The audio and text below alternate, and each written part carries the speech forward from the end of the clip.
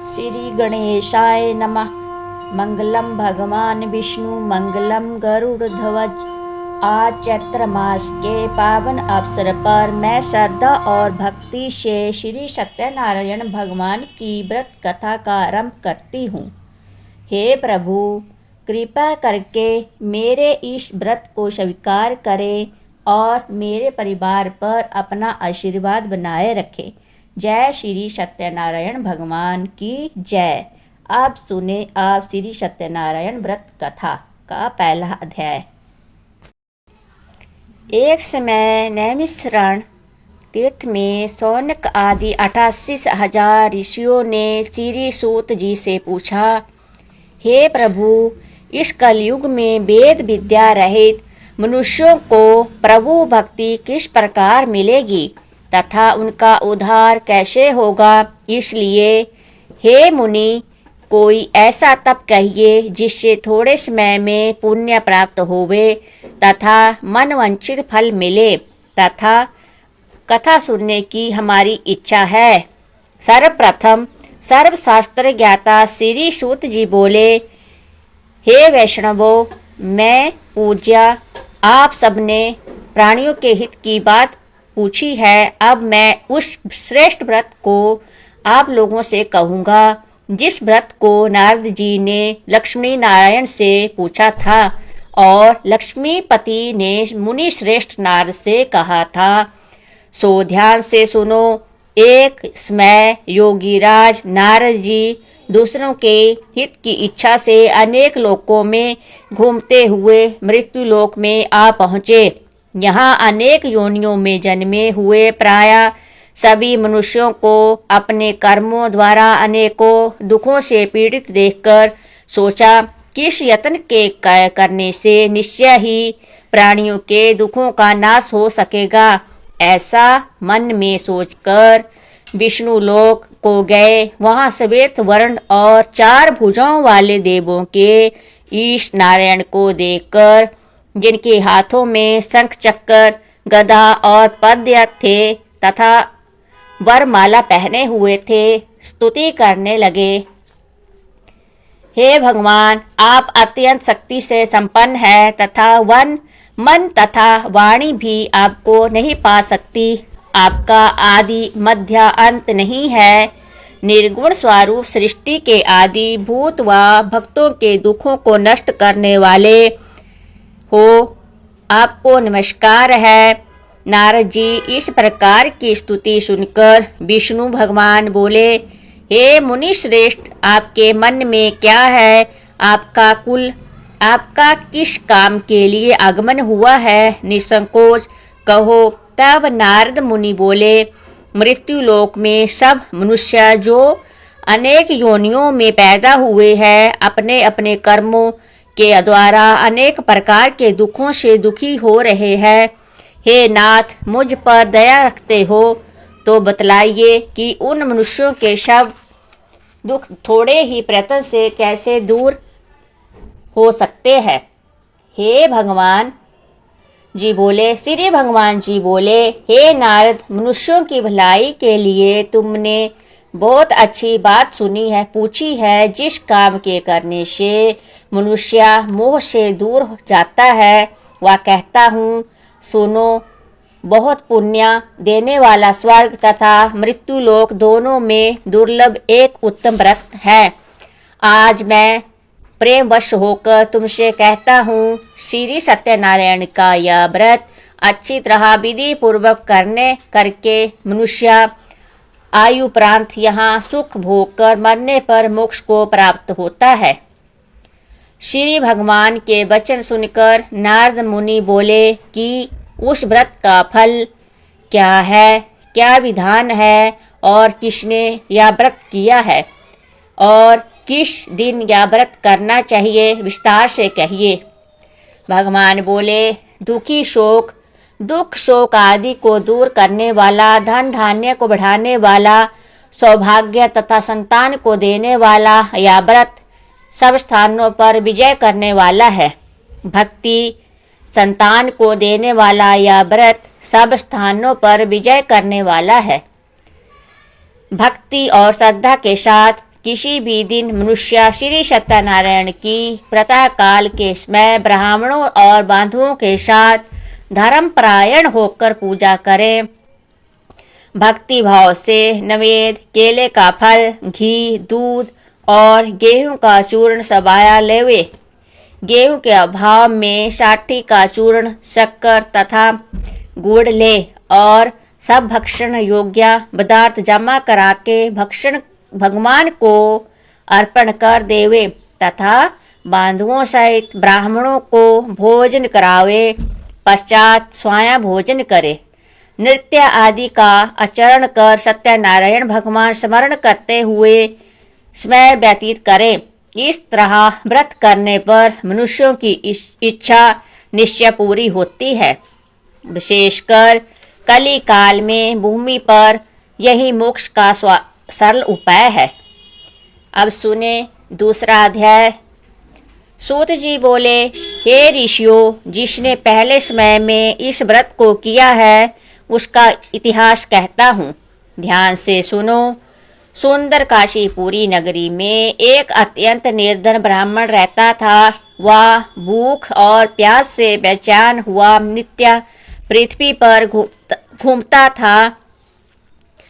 ब्राह्मणों से प्रेम करने वाले भगवान ने ब्राह्मण को दुखी होकर बूढ़े ब्राह्मण का रूप धार उसके पास जा आदर के साथ पूछा, हे विप्र, नित्य दुखी हुआ पृथ्वी पर क्यों घूमता है? हे श्रेष्ठ ब्राह्मण, यह सब मुझसे कहो, मैं सुनना चाहता हूँ। ब्राह्मण बोला, मैं निर्धन ब्राह्मण हूँ, भिक्षा के लिए पृथ्वी पर फिरता हूँ। हे भगवान, यदि आप इसका उपाय जानते हो तो कृपा कर कहो। वृद्ध ब्राह्मण बोला कि सत्यनारायण भगवान मन वांछित फल देने वाले हैं, इसलिए हे ब्राह्मण, तू उनका पूजन कर, जिसके करने से मनुष्य सब दुखों से मुक्त होता है। ब्राह्मण का व्रत का सारा विधान बतलाकर बूढ़े ब्राह्मण का रूप धारण करने वाले सत्यनारायण भगवान अंतर्ध्यान हो गए। जिस व्रत को वृद्ध ब्राह्मण ने बतलाया है, मैं उसको करूँगा, या निश्चय करने पर उसे रात में नींद भी नहीं आई। वह सवेरे उठ सत्यनारायण के व्रत का निश्चय कर भिक्षा के लिए चला। उसको भिक्षा में बहुत धन मिला, जिससे बांधुओं के साथ उसने सत्यनारायण का व्रत किया। इसके करने से वह ब्राह्मण सब दुखों से छूटकर अनेक प्रकार के संपत्तियों से युक्त हुआ। उस समय से वह ब्राह्मण हर मास व्रत करने लगा। इस तरह सत्यनारायण भगवान के व्रत को जो करेगा वह मनुष्य सब दुखों से छूट जाएगा। इस तरह नारद जी से नारायण का कहा हुआ यह व्रत मैंने तुमसे कहा। हे विप्रो, मैं अब और क्या कहूँ? ऋषि बोले, हे मुनीश्वर, संसार में सब इस ब्राह्मण से सुनकर किस ने इस व्रत को किया, हम यह सब सुनना चाहते हैं। इसके लिए हमारे मन में श्रद्धा है। सूत जी बोले, हे मुनियों, जिसने इस व्रत को किया है वह सब सुनो। एक समय एक ब्राह्मण धन और ऐश्वर्य के अनुसार बांधुओं के साथ व्रत करने को तैयार हुआ। उसी समय एक लकड़ी बेचने वाला बूढ़ा आदमी आया और बाहर लकड़ियों को रखकर ब्राह्मण के मकान में गया। प्यास से दुखी लकड़हारा उनको व्रत करते देखकर ब्राह्मण को नमस्कार कर कहने लगा कि आप यह क्या कर रहे हैं और इसके करने से क्या फल मिलता है, कृपया करके मुझे बताएं। ब्राह्मण ने कहा, सब मनोकामनाओं को पूरा करने वाला यह सत्यनारायण भगवान का व्रत है। इसकी ही कृपा से मेरे यहाँ धन धान्य आदि की वृद्धि हुई है। ब्राह्मण से इस व्रत के बारे में जानकर लकड़हारा बहुत प्रसन्न हुआ। चरणामृत ले और प्रसाद खाने के बाद अपने घर को गया। लकड़हारे ने अपने मन में इस प्रकार संकल्प किया कि आज नगर में लकड़ी बेचने से जो धन मिलेगा उसी से सत्यनारायण देव का उत्तम व्रत करूँगा। या मन में विचार कर वह बूढ़ा आदमी लकड़ियां अपने सिर पर रखकर जिस नगर में धनवान लोग रहते थे वह ऐसे सुंदर नगर में गया। उस रोज वहां पर उसे उन लकड़ियों के दाम पहले दिनों से चौगुना धन मिला।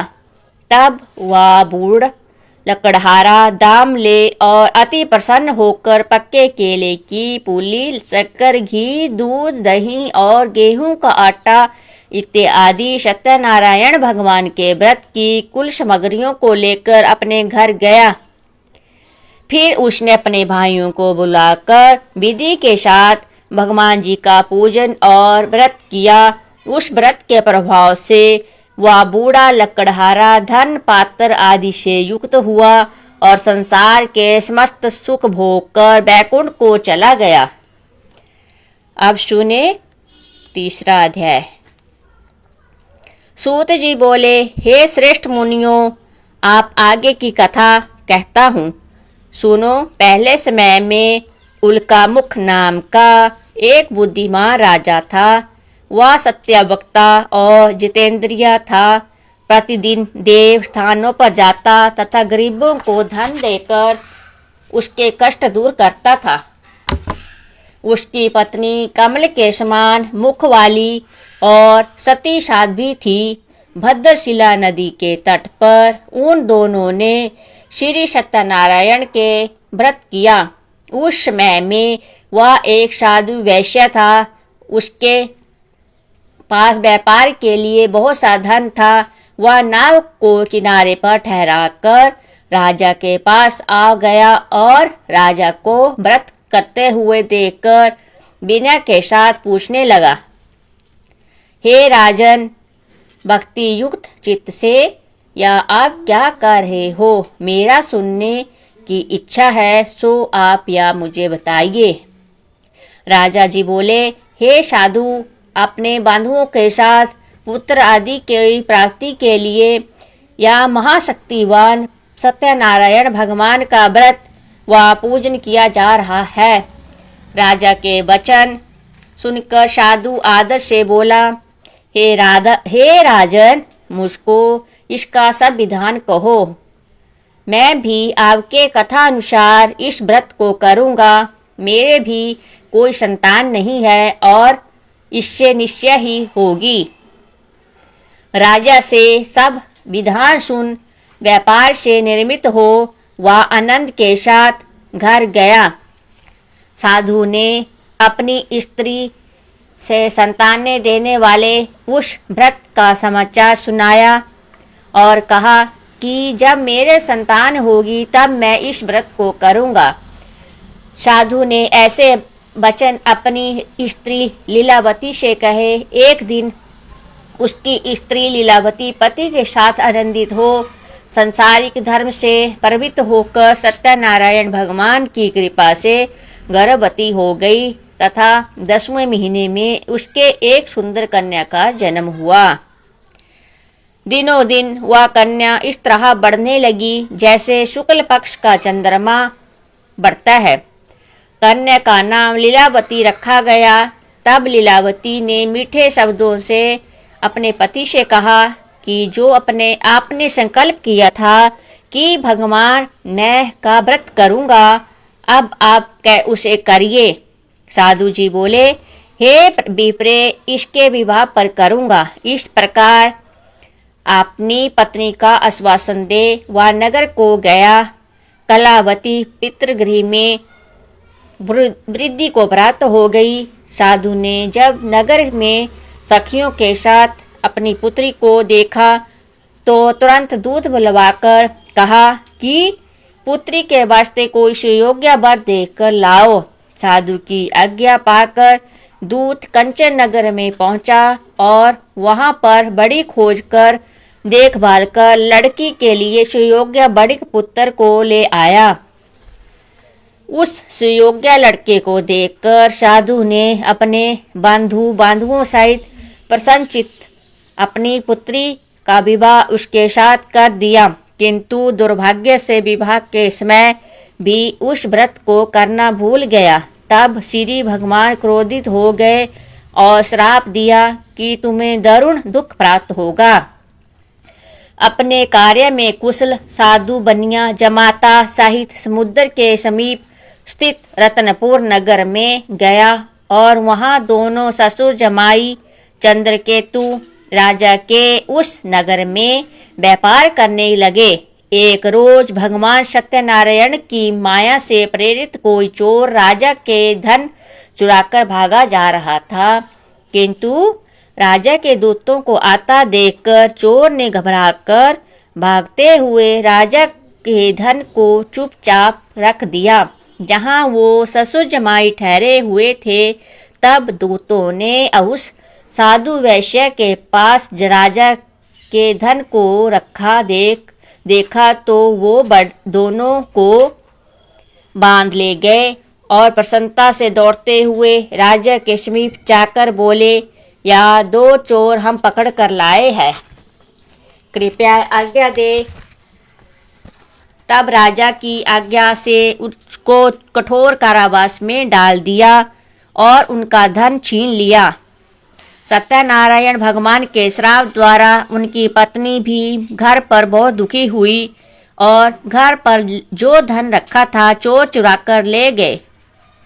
शारीरिक व मानसिक पीड़ा तथा भूख प्यास से अति दुखित हो अन्न की चिंता में कलावती एक ब्राह्मण के घर गई। वहां उसने सत्यनारायण भगवान का व्रत होते देख फिर कथा सुनी तथा प्रसाद ग्रहण कर रात को घर आई। माता ने कलावती से कहा, हे पुत्री, अब तक कहाँ रही व तेरे मन में क्या है?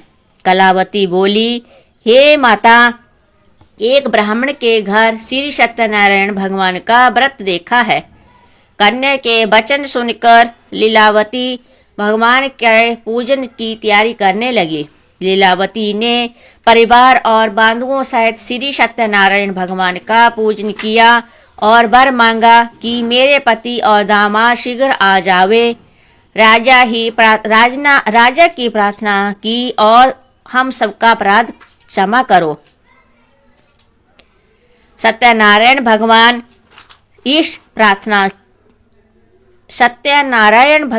इस व्रत से संतुष्ट हो गए और राजा चंद्रकेतु को स्वप्न में दर्शन देकर कहा, हे राजन, दोनों वैश्यों को प्रातः ही छोड़ दो और उनका सब धन जो तुमने ग्रहण किया है दे दो, नहीं तो मैं तेरे धन राज्य पुत्र आदि सब को नष्ट कर दूंगा। राजा से ऐसे वचन कहकर भगवान अंतर्ध्यान हो गए। प्रातःकाल राजा चंद्रकेतु ने सभा में अपना स्वप्न सुनाया, फिर दोनों वणिक पुत्रों को कैद से मुक्त कर दिया। सभा में बुलाया। दोनों ने आते ही राजा को नमस्कार किया। राजा मीठा वचन से बोला, हे महाअनुभवो, भाविवश ऐसा कठिन दुख प्राप्त हुआ है, अब कोई भय नहीं। ऐसा कहकर राजा ने उनको नए नए वस्त्र भूषण पहनाए तथा उनका जितना धन लिया था उससे दुगना धन देकर आदर सहित विदा किया। दोनों वैश्या अपने घर को चल दिए। अब सुने चौथा अध्याय। सूत जी बोले, वैश्य ने मंगलाचार्य यात्रा करके यात्रा आरंभ की और अपने नगर को चला। उनके थोड़ी दूर निकलने पर दंडी वेशधारी सत्यनारायण ने उनसे पूछा, हे साधु, तेरी नाव में क्या है? अभिमानी वणिक हंसता हुआ बोला, हे दंडी, आप क्यों पूछते हो? क्या धन लेने की इच्छा है? मेरी नाव में तो बेल और पत्ते भरे हुए हैं। वैश्य का कठोर वचन सुनकर भगवान ने कहा, तुम्हारा वचन सत्य हो। दंडी ऐसा कहकर वहां से दूर चले गए और कुछ दूर जाकर समुद्र के किनारे बैठ गए। दंडी के जाने पर वैश्य ने नित्य क्रिया करने के बाद नाव को ऊंची उठा देखकर अचंभा किया और नाव में बेल पत्र आदि देकर मूर्छित हो जमीन पर गिर पड़ा। फिर मूर्छा खुलने पर अत्यंत शोक प्रकट करने लगा। तब उसका दामाद बोला कि आप शोक ना करें, यह दंडी का श्राप है, अतः उनकी शरण में चलना चाहिए, तभी हमारी मनोकामना पूरी होगी। दामाद के वचन सुनकर साधु बंदित दंडी के पास पहुंचा और अत्यंत भक्ति भाव से नमस्कार करके बोला, हे भगवान, आपकी माया से मोहित ब्रह्मा आदि भी आपके रूप को नहीं जानते, तब मैं अज्ञानी कैसे जान सकता हूँ। आप प्रसन्न होइए, मैं सामर्थ्य के अनुसार आपकी पूजा करूँगा। मेरी रक्षा करो और पहले के समान नौका में धन भर दो। उसके भक्ति युक्त वचन सुनकर भगवान प्रसन्न हो उसकी इच्छा अनुसार का वर देकर अंतर्ध्यान हो गए। तब उन्होंने नाव पर आकर देखा कि नाव धन से परिपूर्ण है। फिर वह भगवान सत्यनारायण का पूजन कर साथियों सहित अपने नगर को चला। जब अपने नगर के निकट पहुंचा वह तथा दूत को घर भेजा। दूत ने साधु के घर जा उसकी स्त्री को नमस्कार कर कहा कि हे साधु, अपने दामाद सहित इस नगर के समीप आ गए हैं। ऐसा वचन सुनकर साधु की स्त्री ने बड़े हर्ष के साथ सत्यदेव के काक पूजन कर प्रपुत्री से कहा, मैं अपने पति के दर्शन को जाती हूँ, तू कार्य पूर्ण कर शीघ्र आना। माता के ऐसे वचन सुनकर कलावती प्रसाद छोड़कर पति के पास गई। प्रसाद की अवज्ञा के कारण सत्यदेव वह रुष्ट हो गए। उसके पति को नाव सहित पानी में डुबो दिया। कलावती अपने पति को ना देखकर रोती हुई जमीन पर गिर गई। इस तरह नौका को डूबा हुआ तथा कन्या को रोता देख साधु दुखित हो बोला, हे प्रभु, मुझसे या मेरे परिवार से जो भूल हुई है उसे क्षमा कर दो। उसके दीन वचन सुनकर सत्यदेव प्रसन्न हो गए और आकाशवाणी हुई, हे साधु, तेरी कन्या मेरे प्रसाद को छोड़कर आई है, इसलिए पति अदृश्य हुआ है। यदि वह घर जाकर प्रसाद खाकर लौटे तो इसे पति अवश्य मिलेगा। ऐसे आकाशवाणी सुनकर कलावती ने घर पहुंचकर प्रसाद खाया, फिर आकर पति के दर्शन किए।